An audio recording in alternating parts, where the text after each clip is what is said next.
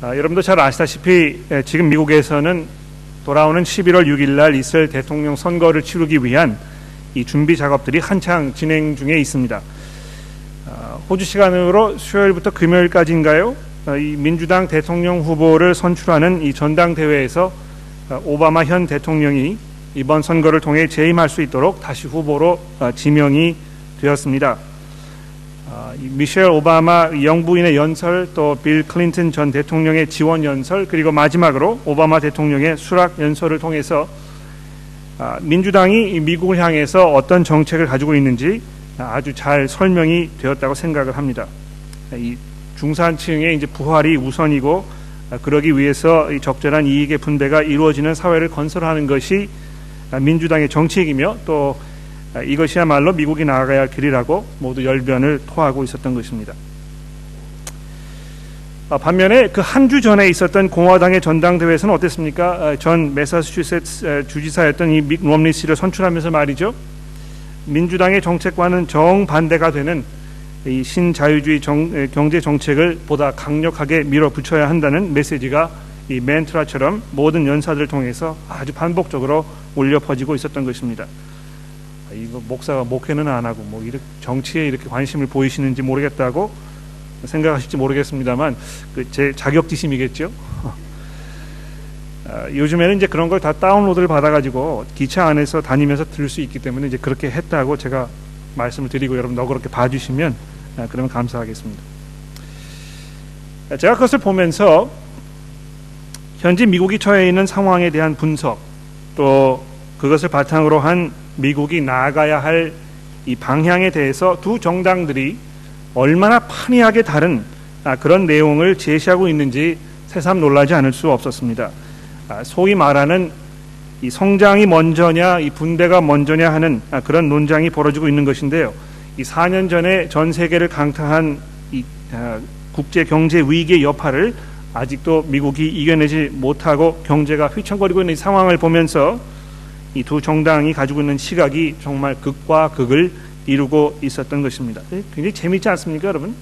현실은 한 가지인데요, 그걸 놓고 그것을 이해하고 분석하고 또 방향을 제시하는 이런 그 방법들이 정말 정반대가 되는, 도저히 타협점을 찾을 수가 없는 그런 그 서로 다른 시각이 정면 충돌을 하고 있었던 것입니다. 여러분, 그 눈앞에 벌어지는 그 일들을 어떻게 이해하고 이것을 어떻게 해석할 것인가 하는 것은 앞날을 위해서 얼마나 중요한 일인지 모릅니다. 매 저녁 시간마다 각 방송국의 이 경제 전문가들을 불러다 놓고 그날의 이 주식 시장이나 금리 등의 이 동향을 분석하고 발표하는 그런 일들이 있지 않습니까? 그날의 이 시장 동태를 잘 파악하고 분석을 해야 그 다음날 어떻게 할 것인지에 대해서 적절하게 대처할 수가 있기 때문입니다. 또 각 나라들마다 이 급변하는 국제 정세에 대해서 신속하게 대처하기 위해서 외교 관계 이 전문가들로 구성된 국가 안보 보장 위회 이런 것들 마련해 놓고서는 벌어지는 세계 각국의 일들을 분석하는 일에 서로 몰두하지 않습니까? 이 현재 상태를 잘 분석을 하고 이것을 잘 이해를 해야 앞으로 어느 방향으로 갈 것인가 잘 설정할 수 있게 되기 때문에 그렇습니다. 그런데 여러분, 우리 그리스도인들도 이 점에서는 예외가 아닙니다. 예수님 말씀하신 그 비유들 중에 가장 이해하기 어려운 것 중에 하나가 누가복음 16장에 등장하고 있는데, 거기 보시면 이 불의한 청지기에 관한 비유가 있습니다.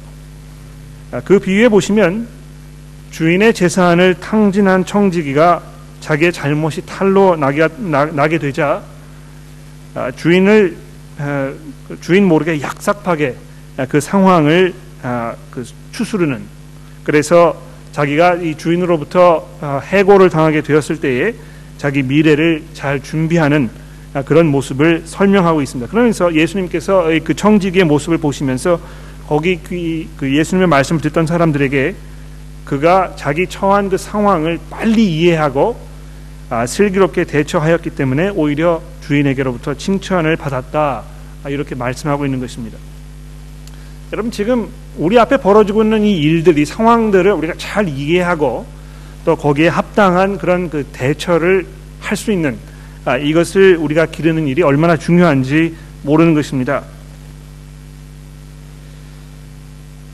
정말 슬기롭고 정확하고 정확한 그 판단과 분석을 내리기 위해서는 우리가 모든 일을 하나님의 관점에서 바라보고 이해할 수 있어야 합니다. 근데 그렇게 되는 것은 눈 깜짝할 사이에 하늘에서 뭐가 떨어져서 이 순간적으로 일어나는 것이 아니고요. 여러분께서 꾸준하게 성경을 배우시고 또 그래서 하나님의 마음을 이해하게 되고 또 그것을 바탕으로 해서 내 자신의 마음과 생각을 준비하고 훈련시키는 그런 그 과정을 통해서 우리가 습득하게 되는 것이죠. 그래서 매주일 성경 공부와 또 설교에 우리가 많은 시간을 투자하는 이유도 바로 거기에 있는 것입니다. 오늘 특히 우리가 이제 보게 될 이 본문 말씀을 통해서 이 점에 대해서 아주 중요한 것을 저에게 말씀해 주고 있습니다. 우리가 지금 처한 현재 상황을 어떻게 이해할 것인가, 또 그것이 앞으로 우리 미래의 방향을 설정하는 데 어떤 영향을 미칠 것인가, 이런 문제를 아주 그 심도 있게 다루고 있다는 것입니다. 그런 그 도입 부분을 말씀드리면서 이제 이 본문 말씀을 우리가 좀 살펴보도록 하죠. 저희가 2주 동안 이사서를 쉬었기 때문에 잠시 복습하는 일이 필요하지 않겠습니까? 여러분 잘 아시겠지만 기원전 8세기, 7세기 이 경의 중동 지역에는 이 아수르라는 나라가 그 당시 이 초강대국으로 거기에 그 패권을 장악하고 있었습니다. 그런데 이 나라가 이 남벌 정책을 피고 있었거든요. 그래서 점점 이 하나님의 백성들이 살고 있던 이 팔레스타인 지방으로 이 그 세력을 확장시키고 있는 그런 상황 속에 있었습니다.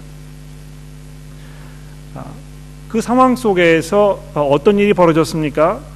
이 예루살렘, 하나님의 성전이 있던 예루살렘을 수도로 하고 있는 이 남왕국 유다에게 거기에 그 형제 나라였던 그 이스라엘과 거기 옆에 있던 아람이라는 나라가 동맹을 맺어가지고 이 아수르가 남침을 해오니까 당신들도 우리랑 힘을 합쳐가지고 이 아수르를 막아내자.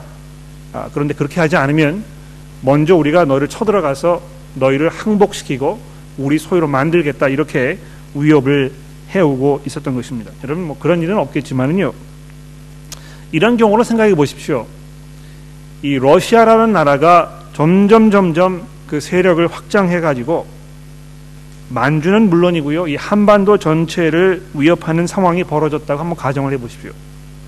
이걸 보면서 이 중국과 북한이 군사 동맹을 맺고 대한민국더러 이 동맹에 가담하지 않으면, 그래서 러시아를 견제하는 데 참여하지 않으면 전쟁을 통해서 항복을 받아내겠다고 위협하는 상황이라고 여러분 이해하시면 딱 맞을 것 같습니다. 자, 이런 상황에서 유다의 왕 아하스가 어떤 조치를 취한 것입니까? 오히려 아수르에게 이 조공을 바치고 당장 눈앞에 닥친 이스라엘과 아람의 위협으로부터 구해달라고 이렇게 도움을 요청하기로 마음을 먹은 것입니다.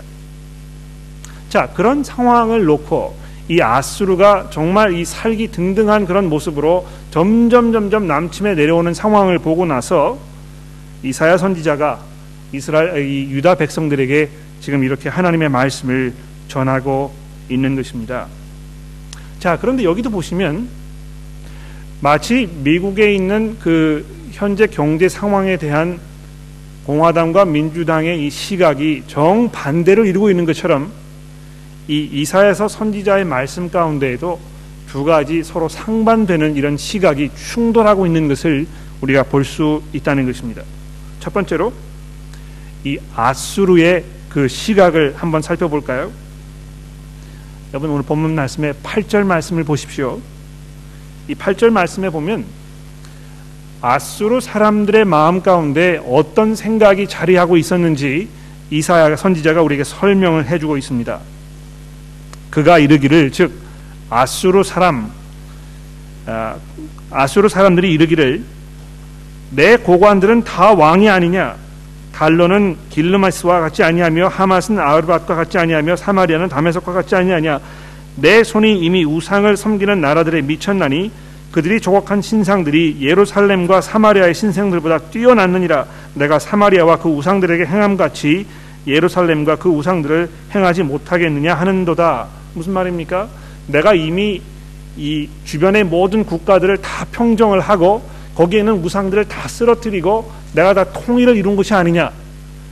이걸 보았을 때 내가 지금 내려가서 이 이스라엘과 유다의 이 나라들도 내가 그 평정하지 못할 것 같느냐 이렇게 물어보고 있는 것입니다. 또 13절 말씀해 보십시오. 그의 말에 나는 내 손의 힘과 내 지혜로 이 일을 행하였나니 나는 총명한 자라.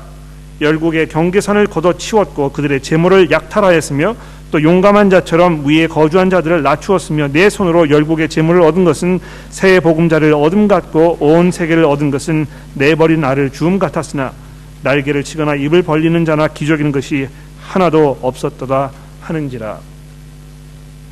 지금 이 아수르가요 아주 자신만만하게 이 기세가 등등해서 주변 국가들을 다 약탈하고 그 나라를 통합시키고 하는 그 과정을 설명하고 있는 것입니다. 내가 지금 이렇게 하고 있는데 당해낼 자가 없고 그것을 막을 자가 없어서 내가 지금 뭐 이 모든 걸 독식하고 있다고 이렇게 자신만만해하고 있는 것입니다. 여러분 여기 보시면 성경이 말하는 이 죄라는 것이 무엇인지에 대해서 여기 잘 설명을 하고 있습니다. 여러분 죄라는 것이 무엇입니까? 나는 내 손의 힘과 내 지혜로 내 삶을 여기까지 일궈왔다고 생각하는 것이 바로 죄라는 것입니다. 여러분 뭐 이 죄하면 뭐 사기치고 살인하고 거짓말하고 남 미워하고 하는 이런 어떤 그 도덕적인 결함에 대해서 많이 생각하지 않습니까? 그런데 물론 그것이 죄이기는 합니다만 어떤 면에서 그런 그 도덕적인 결함들은요 죄로 인해서 파생되는 어떤 그 파생물일 뿐입니다. 우리가 근본적으로 죄 가운데 살고 있기 때문에 이 죄라는 것이 그런 일들로 표출된다는 것이죠. 그러나 이 성경이 말하고 있는 죄라는 것은 근본적으로 뭘 말하는 것입니까? 나는 하나님이 필요하지 않고 나는 얼마든지 내 손과 내 힘과 내 지혜로 내 삶을 얼마든지 영위해 나갈 수 있다고 생각하는 바로 그것이 죄라는 것입니다.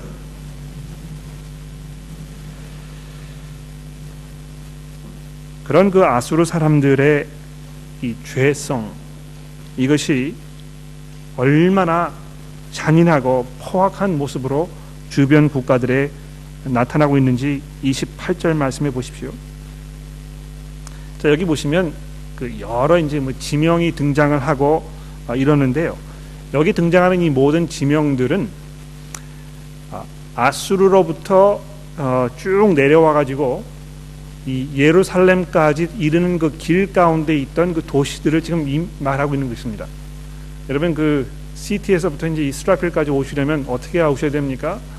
시드니 유니버시티를 지나가지고 뉴타운을 지나서 피터섬 지나가지고 라이카드를 지나서 뭐 이렇게 쭉 해가지고 애쉬필드 지나서 호주까지 여기 이스라엘까지 오는 거 아닙니까? 마치 그런 상황을 설명하고 있는 것이죠. 아수르 군대가요 얼마나 포악하게 얼마나 거침없이 무자비하게 이 모든 도시들을 쓰러뜨리면서 지금 남쪽으로 점점 진군해 오고 있는지 이거를 설명하고 있다는 것입니다. 자, 그래서 아수르 사람들은 지금 벌어지고 있는 상황들을 자기 자신들의 그 시각에서 자기 자신들의 상황에서 지금 설명하고 있다는 것입니다. 그런데 그것과 반해서 하나님께서 말씀하시고 있는 다른 시각, 이거를 우리가 살펴봐야 되겠죠. 이거 보십시오. 다시 5절로 돌아가 보겠습니다. 이 똑같은 상황에 대한 하나님의 설명은 너무나 판이하게 다른 것을 우리가 볼 수 있습니다. 5절 말씀해 보십시오. 아수르 사람은 화 있을진저 그는 내 진노의 막대기요 그 손의 몽둥이는 내 분노라. 내가 그를 보내어서 경건하지 아니한 나라를 치게 하며 내가 그에게 명하여 나를 노하게 한 백성을 쳐서 탈취하며 노약하게 하며 또 그들의 길거리에 진흙같이 짓밟게 하려니와 그의 뜻은 이같이 아니하며 그의 마음의 생각도 이같이 아니하고 다만 그의 마음은 허다한 나라를 파괴하며 멸절하려 하는도다. 자, 여기 보십시오. 이 아수르 국가의 이 잔인무도한 그런 그 횡포, 이것이 하나님의 손에 의해서 사용되고 있는 막대기라고 얘기하고 있는 것입니다. 하나님께서 지금 아수르 사람들을 자기의 도구로 사용하셔가지고요, 그 경건하지 않게 살아가는 그 나라들, 특히 이스라엘 백성들을 심판하시기 위해서 지금 그들을 몽둥이로 사용하고 계신다고 지금 설명을 하고 있는 것입니다. 여기 재미있는 사실은 6절 중간 부분에 7절 마지막에 있는 부분인데요. 그의 뜻은 이같이 아니하며 그의 마음의 생각도 이같이 아니하고 이렇게 설명이 되어 있습니다. 즉 다시 말해서 지금 아수르 사람들은 하나님께서 자기들을 하나님의 도구로 사용하고 계신다는 것을 전혀 모르고 있다는 것입니다. 그냥 그들은 자기 마음속에 있는 그런 그 포악함, 그들의 그 독식하려는 마음, 그들의 그 잔인함, 이런 것을 그냥 마음껏 표출하고 있을 것 뿐입니다. 그러나 그 뒤에 아수르 사람들은 눈치를 채지 못하는 하나님의 놀라운 섭리가 있었다는 것이죠. 하나님께서 그 잔인무도한 그 악한 아수르 사람들을 하나님의 도구로 사용하고 계시는 것입니다. 야, 이 하나님이 이런 하나님이 다 있나? 하나님은 정의의 편에 서 계셔야 되고 하나님 사용하시는 모든 일들도 정의로운 것이 아니어야 하는가? 이렇게 질문을 하실 수 있을지 모르겠습니다. 그런데 성경이 그렇게 이야기하고 있지 않다는 것입니다. 세상에서 벌어지는 모든 일들이요, 하나님과는 무관하게 하나님과 상관없이 벌어지는 일입니까? 그렇지 않습니다, 여러분. 이 세상에서 벌어지고 있는 이 악한 그 모든 것들도 지금 하나님의 다스림과 하나님의 주관 가운데에서 벌어지고 있다는 것입니다. 자, 그런데 거기서 끝나는 것이 아니고요. 12절 말씀해 보십시오. 그러므로 주께서 주의 일을 시온산과 예루살렘에 다 행하신 후에 아수르 왕의 완악한 마음의 열매와 높은 눈의 자랑을 벌하시리라, 이렇게 선언을 하고 있습니다. 그렇습니다, 여러분. 하나님께서 이 아수르를 사용하셔서 이스라엘 백성들을 벌하실 것이지만 거기에서 끝나는 것이 아니고요. 그 일이 다 정리가 된 후에는 하나님께서 이 아수르 나라도 정리를 하실 것이라고 이렇게 말씀하고 있는 것입니다.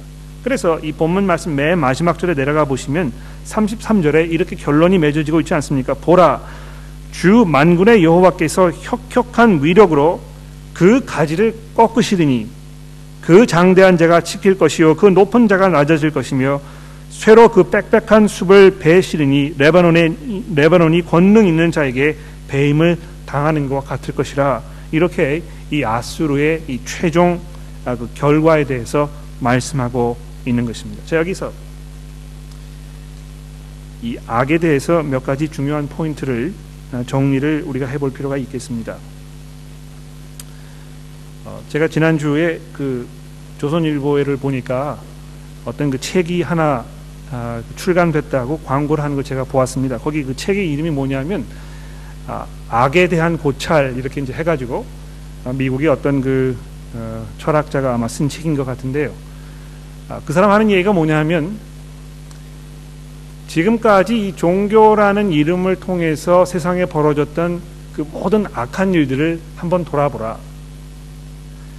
그 일들을 돌아보았을 때 과연 정말 신이 존재한다고 얘기할 수 있겠는가? 이렇게 그 사람들을 설득하는 그런 책이었습니다. 그러면서 이제 십자군 전쟁 얘기도 하고 이 그동안 그 미국에서 벌어졌던 테러리즘, 이런 그 종교 이 극렬 분자들의 이런 그 마음, 이런 것들 쭉 열거해 나가면서 이 세상의 모든 악의 근원이 결국 종교에서 오는 것이다, 이제 이렇게 결론을 맺고 있는 것입니다. 하나님이 계신다면 이런 그 세상의 악이 존재할 수 없다는 것을 역설하고 있는 것이죠. 자, 그런데 그거에 반해서 성경이 뭐라고 얘기하고 있는지 여러분 잘 들어보십시오. 첫 번째로, 우리 주변에 존재하는 악이 얼마나 끔찍한 것인가에 대해서 성경이 아주 분명하게 이것을 우리에게 인식시켜주고 있습니다. 그걸 눈 감아 버리거나 그것이 대수롭지 않은 것처럼 이렇게 설명하지 않습니다. 우리 인간 사회에 벌어지는 이 모든 악한 일들의 그 참혹함, 그 잔악스러움, 이런 것들을 성경이 그대로 잘 인정하고 있다는 것입니다. 그것이 얼마나 끔찍한 일인지에 대해서 인정하고 있다는 것입니다. 그러므로 그 악한 사람들의 그런 행동과 마음가짐을 두둔하거나 동조하거나 그들의 그 번영을 두려워하지 말라고 성경이 분명히 얘기하고 있는 것입니다. 두 번째로, 하나님께서 반드시 그 모든 것들을 정리하실 날이 올 것이라고 분명히 약속하고 있다는 것이죠.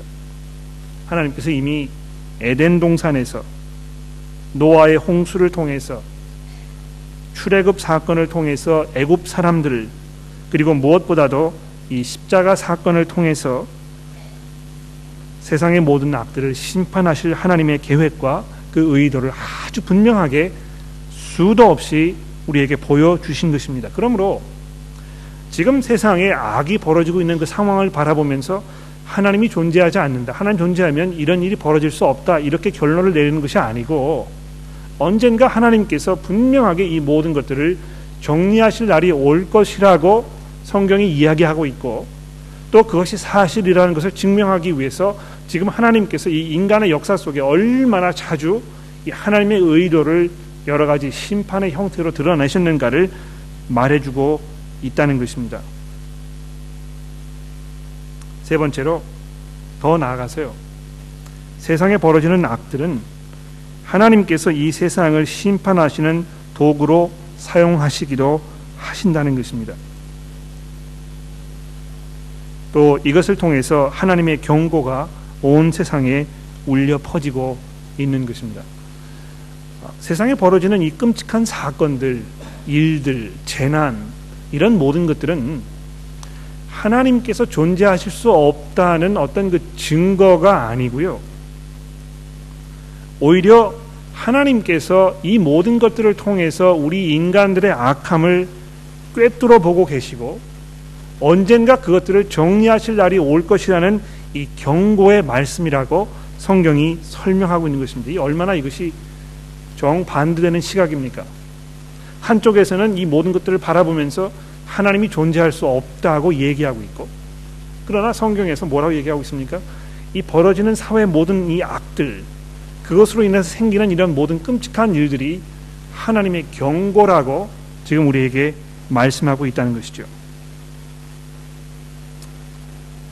자, 그렇다면 그럼 뭐 어쩌란 말입니까? 이 말씀을 듣고 여러분과 제가 그러면 어떻게 살라는 말입니까? 이제 이런 그 질문을 아마 하시게 될 텐데요. 오늘 본문 말씀의 그 가장 중간 부분인 20절부터 27절의 말씀을 가지고 결론을 조금 내려보도록 하겠습니다.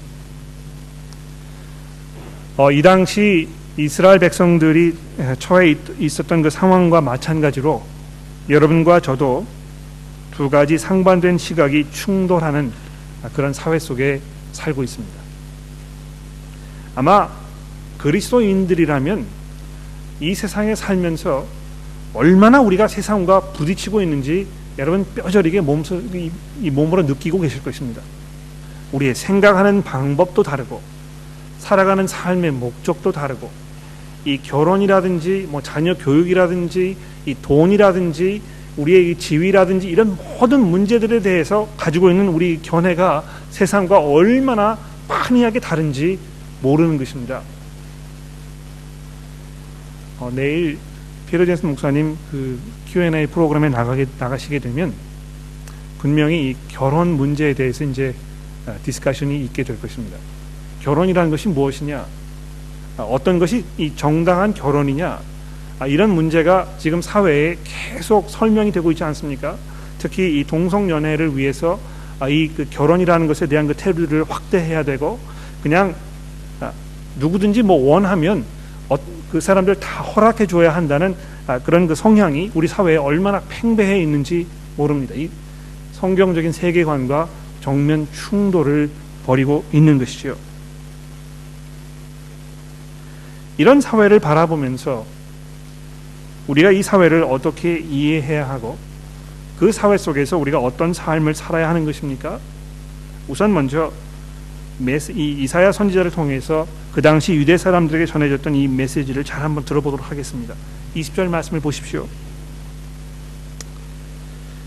그날에 이스라엘의 남은 자와 야곱 족속에 피난한 자들이 다시는 자기를 친 자를 의지하지 아니하고 이스라엘의 거룩하신 이 여호와를 진실하게 의지하리니 남은 자 곧 야곱의 남은 자가 능하신 하나님께로 돌아올 것이라.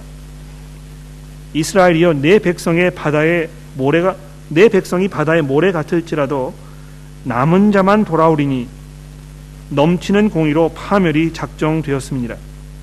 이미 작정된 파멸을 주 만군의 여호와께서 온 세계 중에 끝까지 행하시리라. 그러므로 만군의 주 여호와께서 이르시되 시온에 거주하는 내 백성들아, 아수르가 애굽이 한 것처럼 막대기로 너를 때리며 몽둥이를 들어 너를 칠지라도 그를 두려워하지 말라. 내가 오래지 아니하여 그에게는 분을 그치고 그들은 내 진노를 멸하리라 하시도다. 만군의 여호와께서 채찍을 들어 그를 치시되 오렙 바위에서 미디안을 쳐 죽이신 것 같이 하실 것이며 막대기를 드시되 바다를 향하여 애굽에서 하신 것 같이 하실 것이니라. 그날에 그가 무거운 짐이 내 어깨에서 떠나고 그 멍에가 내 목에서 벗어지되 기름진 까닭에 멍에가 부러지니라. 자, 여기 보시면 하나님께서 이 남은 자들에 대해서 말씀하고 있습니다. 너희가 아수르의 그 침략을 받고 거기를 통해서 정말 이 세상이 무너진 것 같은 그런 끔찍함을 너희가 경험하게 될 것이지만 그 모든 과정을 통해서 하나님께서 의도하신 바가 무엇입니까? 지금 하나님이 이 옥석을 고르고 계신다는 것입니다. 모든 사람들이 이스라엘 사람도 태어나서 이스라엘 백성들의 그 숫자가 여기 얘기하고 있는 것처럼 바다의 모래처럼 많아진 것이 사실입니다만 이스라엘 백성으로 다 태어났다고 해서 그들이 하나님의 거룩한 백성이냐 하면 그렇지 않다는 것입니다. 마치 그 곡식을 다 거두어 들여가지고요, 이 키를 켜지 않습니까? 곡식을 다 떨어뜨리고 그 다음에 이제 지푸라기라든지 뭐 이런 건 다 날려보내는 그런 작업을 하게 되지 않습니까? 하나님께서 지금 이스라엘의 이 상황을 통해서 옥석을 고르고 계신다는 것입니다. 거기에 그 남은 자들이 있게 될 것이라는 것입니다. 그들이 겪고 있는 이 끔찍한 고통과 이 환난의 시기를 통해서 정말 하나님께서 의도하셨던 참 하나님의 백성들이 이제 이 물 수면 위로 떠오르게 될 것이라고 말씀하고 있는 것입니다. 여러분, 예수님의 비유 가운데 씨 뿌리는 자의 비유 기억나시죠? 씨를 뿌리던 사람이 나가서 씨를 뿌렸는데요, 그 씨가 돌짝밭에도 떨어지고 길가에도 떨어지고 이 흙이 깊지 않은 밭에도 떨어지고 또 도로는 아주 좋은 밭에 떨어졌다고 예수님 말씀하고 있습니다. 그런데 거기 보시게 되면 예수님께서 뭐라고 말씀하고 있습니까?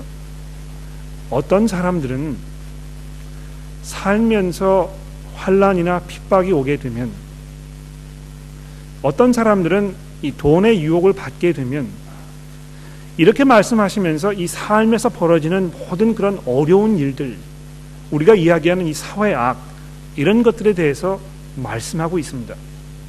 그런데요, 그런 모든 것들이 어떤 역할을 하고 있는 것입니까? 누가 참 그 진정한 그런 그 옥토인가, 이것을 판단하는 어떤 그 도구로 하나님께서 사용하고 계신다는 것입니다. 여기 이렇게 보시면 지난 한 2달 동안 제가 보니까 저희 교회에 한 110명에서 120명 가량의 분들이 매주 교회 아침에 참석하고 계시는데요, 이렇게 돌아보게 되면 누가 누구인지 분간하기가 참 어렵습니다. 정말 이 사람의 마음 가운데 복음이 잘 떨어져 가지고 그것이 이 안에서 뿌리를 내리고 연결해서 자라가지고 풍성한 어떤 그 복음의 열매를 맺고 있는 사람인지 아닌지 겉으로 보기에 판단하기가 아주 어렵다는 것입니다. 우리가 교회를 매주 출석을 하고 교회 생활에 익숙하고 뭐 이렇게 되면 우리가 구원받을지도 모르겠네요. 이렇게 생각하실지 모릅니다만 예수님께서 뭐라고 말씀하십니까? 얘들아, 너희 삶 가운데 좀 시련이나 환난이 닥치게 되면, 너희가 어려운 일을 경험하게 되면 너희 마음속에 진정으로 무엇이 들어가 있는지 잘 드러나게 될 것이다. 지금 이 자리에 다 나와 있다고 해서 다 하나님의 백성이라고 단정 짓는 것은 아주 무모한 일이라는 것입니다. 하나님께서 언젠가 우리 마음속에 있는 우리 그 근본적인 생각과 우리의 의도와 우리의 목적과 이것을 다 드러내실 날이 오게 될 것이라는 것이죠. 많은 경우에 하나님께서 지금도 우리 삶 속에 일어나는 여러 가지 어려운 일들을 통해서 옥석을 고르고 계시는 것입니다. 자, 그러므로 여러분, 세상 사람들과 정반대되는 이 악에 대한 새로운 시각을 우리가 가질 필요가 있지 않겠습니까? 이 악이라는 것은요, 하나님께서 여러분과 저를 더 강하게 만드시기 위해서, 더 성숙한 사람으로 이끌어 가시기 위해서 우리에게 주시는 축복인 경우도 있다는 것입니다. 오히려 그것을 통해서 우리가 더욱 하나님을 의지하게 되고, 더욱 하나님의 그 심판의 날을 열망하게 되고 기다리게 되는 그런 그 훈련의 과정이라고 생각할 수 있다는 것입니다. 무엇보다도 여러분, 예수 그리스도의 이 십자가의 복음을 생각해 보십시오. 이것을 보시게 되면 이 악의 문제에 대해서 하나님께서 어떤 해결책을 우리에게 주시고 계시는지 아주 분명하게 알 수 있습니다. 오늘 아침에 읽은 사도행전 말씀해 보게 되면 베드로가 거기 모여있던 사람들에게 그렇게 설명하고 있지 않습니까? 이 세상의 모든 군왕들과 세상의 모든 지도자들이 하나님의 그 유일하신 아들을 십자가에 못 박았다. 얼마나 이것이 끔찍한 악이었는지 모릅니다. 아마 인간이 저지를 수 있는 최고의 악이었을 것입니다. 그렇지 않습니까? 그런데 놀라운 것은요, 그것이 하나님의 의도하신 바대로, 창세 전부터 하나님께서 계획하셨던 바대로 여러분과 저의 구원을 위해서 미리 하나님 정해 놓으셨던 것이라고 또 이렇게 설명하고 있는 것입니다. 그러므로 여기 보면 이 하나님의 주권과 우리 인간의 책임에 관한 이 철학적인 문제가 아주 간단 명료하게 우리에게 설명이 되고 있습니다. 예수 그리스도를 못 박았던 그 유대 지도자들과 서기관들이 책임이 없는 것입니까? 그렇지 않습니다. 분명히 그들이 악을 저지른 것이고 분명히 하나님께서 그들을 문책하셨습니다. 그러나 놀라운 것은요, 그것을 통해서 하나님께서 하나님의 계획과 목적을 이루고 계신다는 것입니다. 경우에 따라서 우리의 삶 속에서 우리가 납득하기 어려운, 견디기 어려운, 수긍하기 어려운 그런 일들이 벌어지는 경우가 종종 있습니다.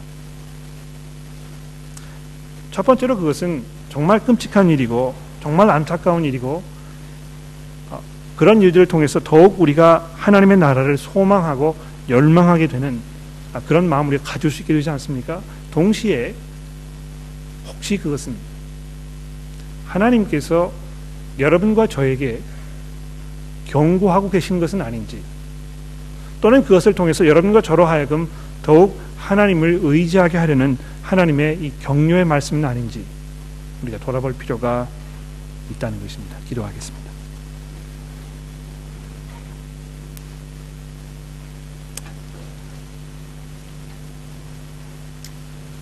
하나님 아버지, 예수 그리스도께서 그 많은 고초를 당하시고 정말 억울하게 십자가 위에 처형되실 때 거기에 투항하거나 불평하거나 항거하지 아니하시고 오직 모든 일들을 주관하시는 하나님께 온전히 자기 자신을 맡기셨다고 베드로 사도가 말씀하고 있는 것을 저희가 기억합니다. 하나님, 저희가 저희의 삶을 돌아보게 되면 저희의 삶 속에도 정말 억울하고 안타깝고 견디기 어려운 그런 일들이 저의 삶을 괴롭히는 것을 저희가 보게 됩니다. 그냥 저희가 무턱대고 이것이 악한 일이기 때문에 저희들에게서 이런 상황들이 벗어나게 해달라고 기도하기 이전에 먼저 우리의 삶을 돌아보면서 혹시 그 가운데에서 하나님께서 우리에게 베푸시는 은혜가 있지 않은지, 또 우리가 들어야 할 경고의 말씀이 그 안에 담겨 있지 않은지 이것을 감지할 수 있도록 도와주시고, 또 모든 사회악이 해결되게 될 마지막 하나님의 그 심판날을 저희가 두려워하면서 기다리는 삶을 살도록 도와주시기를 간절히 기도합니다. 예수 그리스도의 이름으로 기도드렸습니다.